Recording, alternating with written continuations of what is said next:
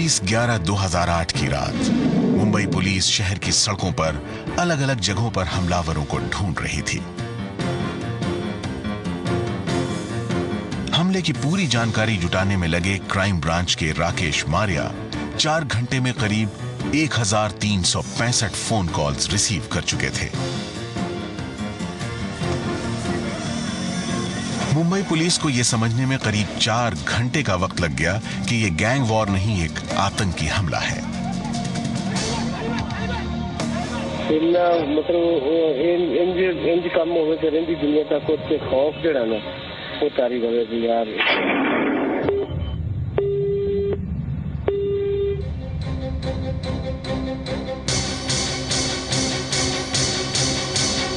और तब तक दुश्मन देश से आए ये आतंकी अपने अपने टारगेट पर पोजीशन लेकर अपने आप को मजबूत कर चुके थे।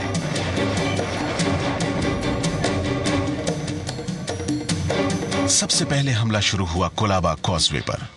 टैक्सी से आए 2 आतंकवादियों ने टैक्सी में एक टाइमर बम छोड़ दिया जो ठीक 1 घंटे में फटने वाला था।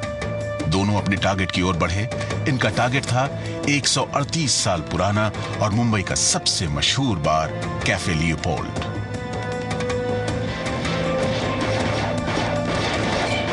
आतंकियों ने अंधाधुंध फायरिंग की, ग्रेनेड से हमला किया। चारों तरफ अफरा तफरी मच गई। टैक्सी से उतरे और बहुत देर तक फोन पे बात कर रहे थे। तो हम जैसे नॉर्मल टूरिस्ट ही है जैसे जैसे उन लोगों का कम्युनिकेशन खत्म हुआ, उन लोगों ने ग्रेनेड फेंका, ये वहां से घुसे, यहाँ से घुसे और सबको ये। आतंकियों ने गन को रीलोड कर उन लोगों को भी खत्म किया जो भाग नहीं पाए।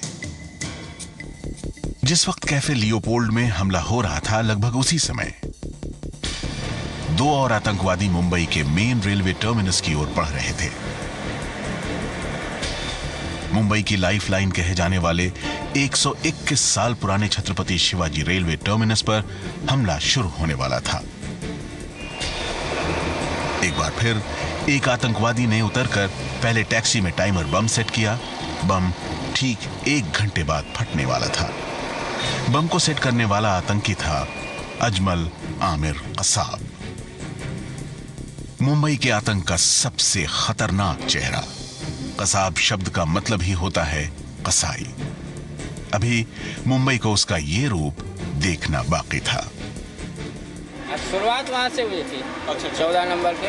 जब मैं पार्सल ऑफिस की तरफ से अपने ऑफिस की तरफ आ रहा था, तब मैंने जो है बम की आवाज़ सुनी। मुझे तो ऐसा लगा था केवल बम ब्लास्ट हुआ होगा। और पीछे मुड़ के देखा तो 2 आदमी जो है AK-47 लेके लोगों के ऊपर अंधाधुंध फायरिंग कर रहे हैं। यात्रियों से भरा ये स्टेशन चंद मिनटों में लाशों के ढेर में तब्दील हो गया। CST स्टेशन पर करीब 20 से 25 मिनट तक फायरिंग करते रहे इन आतंकवादियों को जवाब दे रहे थे RPF यानी रेलवे प्रोटेक्शन फोर्स के जाबाज।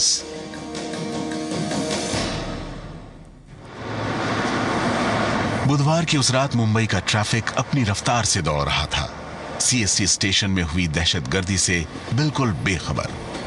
कसाब और इस्माइल को मुंबई में आए 1.5 घंटा बीत चुका था और अब ये दोनों CST स्टेशन से बाहर निकलकर रात के अंधेरे में गुम हो गए।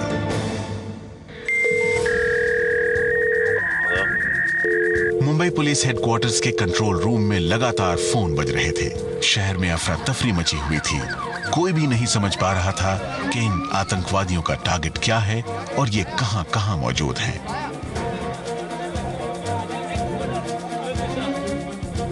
सच तो यह था कि मुंबई के सबसे मशहूर 105 साल पुराने heritage hotel Taj Mahal palace and towers और मुंबई के दिल में बने ओबेरॉय ट्राइडेंट में हमले की शुरुआत हो चुकी थी। मुंबई पुलिस अब भी जूझ रही थी। भारत की खुफिया एजेंसियां लगातार आतंकियों और पाकिस्तान में बैठे उनके कमांडर के साथ हो रही बातचीत रिकॉर्ड कर रही थी। जो फरमान पाकिस्तान में बैठे लश्कर तैयबा के कमांडर दे रहे थे, उसका अंजाम वो टीवी पर लाइव देख रहे थे। तो मेरा वीर, इस वक्त जो आपका टारगेट है ना, जो सबसे अहम है, मीडिया सबसे ज्यादा कवरेज जो है ना, वो आप सबसे ज्यादा आपका जो टारगेट है ना, ये ताज होटल, इसको कवरेज दे रहा है मीडिया। रात के करीब 12 बज चुके थे। मुंबई पुलिस अपने 3 बहादुर अफसरों को खो चुकी थी। ये थे एटीएस चीफ हेमंत करकरे, अशोक कामटे और एनकाउंटर स्पेशलिस्ट विजय सावस्कर। इसके अलावा आतंकी अब तक करीब 100 से ज्यादा लोगों को मार चुके थे। मुंबई में आए ये 10 आतंकी मुंबई की 6 बड़ी जगहों को अपना निशाना बना चुके थे। 2-2 के ग्रुप में बंटे ये आतंकी सेंट्रल मुंबई के अलग अलग इलाकों से गुजर रहे थे। उनकी गोलियों के निशाने पर थे मासूम निहत्थे आम लोग। ये आतंकवादी लश्कर-ए-तैयबा के थे। जहां एक तरफ सीएसटी रेलवे टर्मिनस में मासूम लोगों पर कसाब और उसका साथी इस्माइल गोलियां बरसा रहे थे, वहीं दूसरी तरफ फहादुल्लाह और उसका साथी एक धमाके के साथ ओबरॉय ट्राइडेंट में घुस गए। दोनों आतंकवादियों ने होटल की लॉबी में 9 होटल कर्मचारियों और 3 मेहमानों को मार गिराया। इसके बाद वो ओबरॉय के मशहूर सुशी रेस्टोरेंट टिफिन में घुस गए और खाना खा रहे 13 मासूमों पर गोलियां बरसाकर उनका कत्ल कर दिया। धमाके और गोलियों की आवाज सुनते ही होटल में रह रहे बाकी मेहमान अपने अपने कमरों में दरवाजे के सामने कुर्सियां और मेज लगाकर अपने को सुरक्षित बचाने की हर संभव कोशिश करने लगे।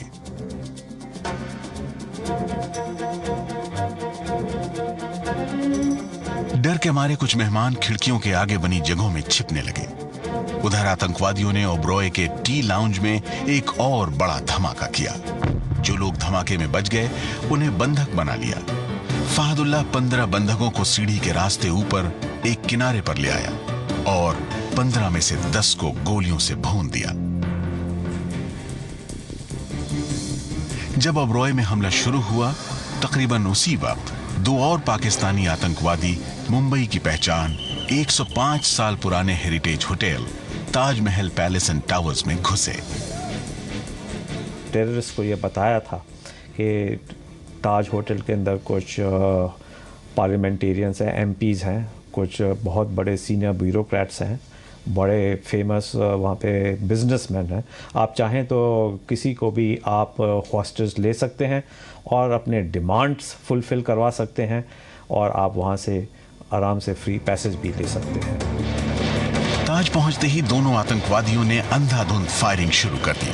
कुछ ही मिनट बाद 2 और आतंकवादी ताज पहुंचे।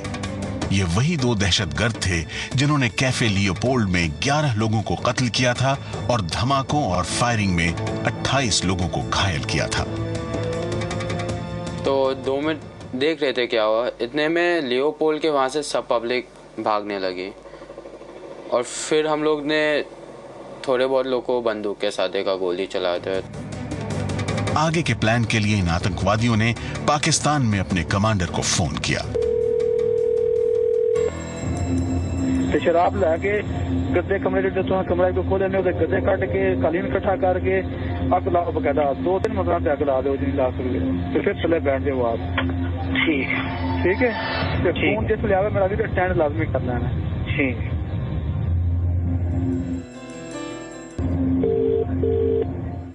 क्या हाल है सर, आग लगी कि नहीं लगी अजे? नहीं आग नहीं लगी। अच्छा मेरा भी तुम फौरन अग लाओ। ठीक है। अग जिन्ना चेर तुम लाने नहीं ना होना जेर उत्ते माहौल नहीं बनना, बाहर वो लोग घबरा जाने एक बार जाके देखो तो बाहर निकलन ना शोले बाहर, तो लोग खुद घबरा जाएंगे। हैं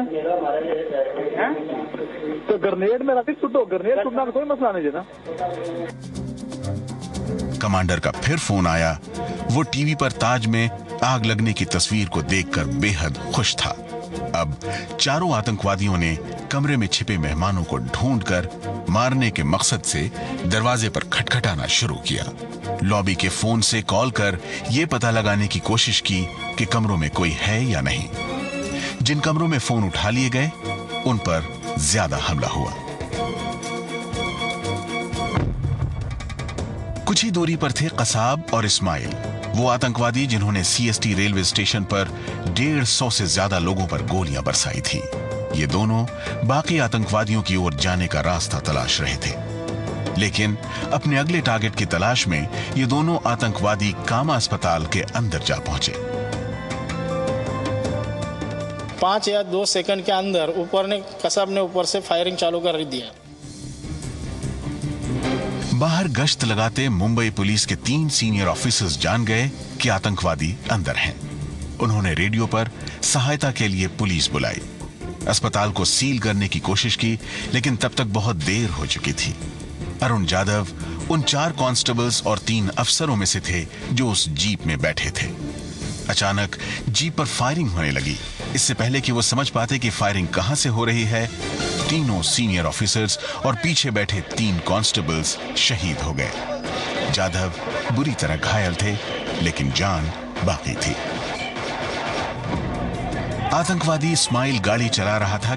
इस्माइल जानता था कि तेजी से निकलती पुलिस की गाड़ी में बैठे आतंकवादियों पर किसी को कोई शक नहीं हो सकता था।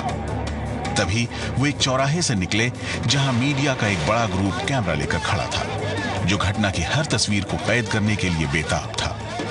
पुलिस की गाड़ी देखकर खबर की खोज में जब मीडिया वाले आगे बढ़े तो इस्माइल और कसाब ने उन पर गोलियां बरसानी शुरू कर दी।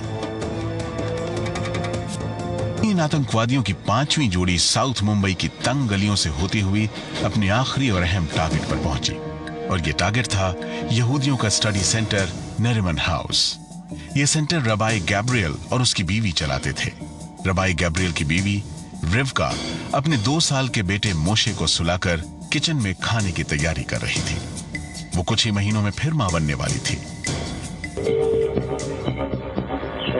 लेकिन मैं तो कह रहा था ना कि आपका एक मारा बंदा वहाँ पे 50 मारे बंदों के बराबर है। और फिर जो हुआ वो आसपास के पड़ोसियों ने भी सुना। बोले लड़के बोले अंदर से फायरिंग हो रही है। अच्छा। तो जैसे अंदर घुस गए सीढ़ी के ऊपर, तो एक बंदा ऊपर ही सामने गन लेके खड़ा है। अच्छा। तो जैसे गाली गलौज हो गए तो मैंने अपने बंदों को लेके बाहर निकला। बोले उसके हाथ में मशीन गन है, हम लोग मर जाएंगे। जैसा बाहर लेके वहां तक चले गए तो ऊपर से उसने ग्रेनेड फेंका। दोनों दहशतगर्दों ने रबाई गैब्रियल, रिवका और उनके 2 मेहमानों को गोलियों की बौछार से मार डाला। फिर स्टडी सेंटर में रह रही 2 महिलाओं को अपनी सुरक्षा के लिए बंधक बना दिया। नेरिमन हाउस के आसपास के घर बहुत करीब हैं। अंदर क्या हो रहा है आसानी से दिखता है। कमांडर नहीं चाहता था कि कोई नेरिमन हाउस के अंदर आकर आतंकवादियों पर हमला करने की सोचे।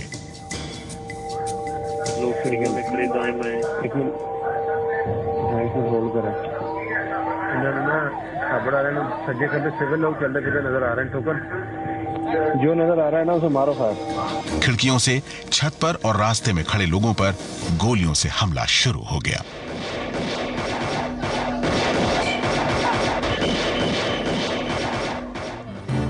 कुछ ही दूर वीटी स्टेशन और कामा अस्पताल पर हमले के बाद कसाब और इस्माइल ने एक सफेद स्कॉडा कार अपने कब्जे में ले ली। प्लान के मुताबिक ये कार उन्हें अपनी मंजिल तक पहुंचाने वाली थी, लेकिन कुछ ही दूर पर पुलिस के एक बैरिकेड ने उन्हें रोका। कार के रुकते ही इस्माइल पुलिस की गोलियों का शिकार हो गया, लेकिन कसाब आत्मसमर्पण का ढोंग करते हुए जमीन पर पेट के बल लेट गया। जैसे ही मुंबई पुलिस ने उसके पास जाने की कोशिश की, कसाब पलटा। एएसआई ओम्बले ने कसाब की AK-47 को अपनी छाती से लगा लिया। कसाब ने अंधाधुंध फायरिंग की और वो शहीद हो गए।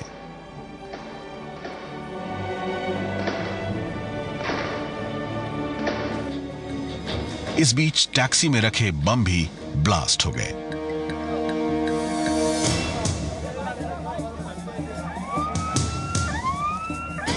इस धमाके में करीब 4 लोग मारे गए और 10 घायल हो गए। मुंबई के लिए सबसे महत्वपूर्ण रोड में से एक है।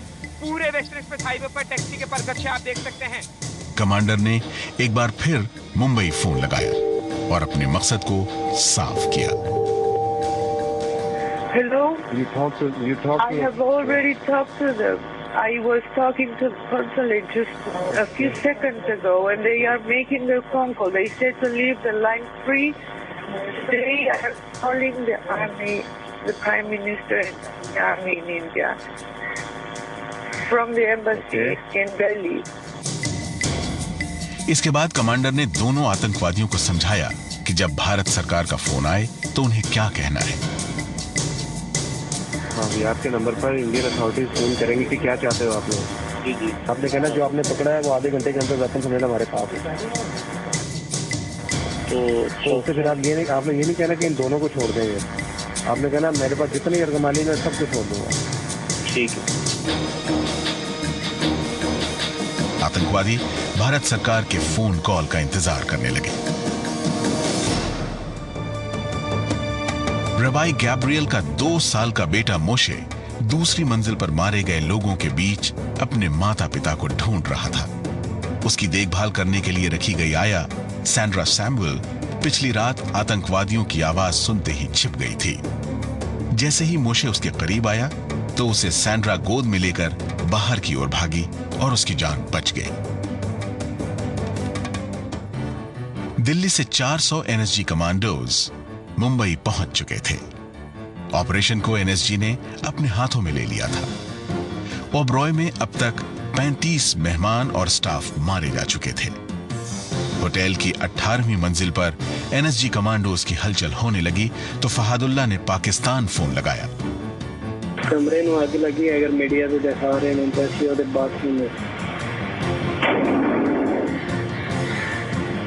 गिरफ्तारी वाली मेरा भी शक्ल नहीं पैदा होने नहीं, ये गल याद रखिए इंशाल्लाह। बंदे नहीं था कि तू खुद बाहर निकल के आगे उसे लड़े, ग्रेनेड फुट के तो निकलने की कोशिश करें ताकि हॉस्पिटल में जा सके। ग्रेनेड फेंक देते हैं दोनों। और हिम्मत करने की मेरा भी घबराना नहीं है इंशाल्लाह। देखो ना गोली लग गए तो इंशाल्लाह कामयाबी है। कुछ ही मिनटों बाद फहादुल्लाह भी एनएसजी हमलों में मारा गया।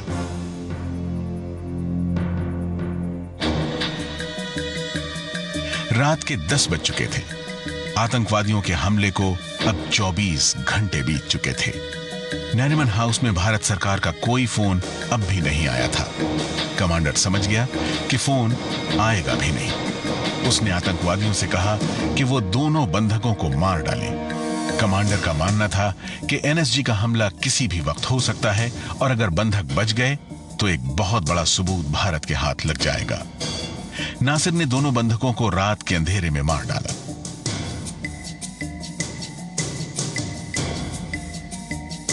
नरीमन हाउस में बचे 2 बंधकों के मारे जाने के 9 घंटे बाद एनएसजी कमांडोज ने हमला किया। 1 घंटे बाद कमांडर और आतंकवादियों की आखिरी बात हुई। हेली आ गया, हमारे ऊपर हेली आ गया। कितना लगाओ लगाओ लगाओ लगाओ लगाओ तो करो। मार शुरू हो गया, मार शुरू हो गया। 3 दिन तक कमांडर ने 10 आतंकवादियों के साथ आतंक का खतरनाक मंजर दुनिया को दिखाया। कुल 170 लोग मारे गए और 308 घायल हुए।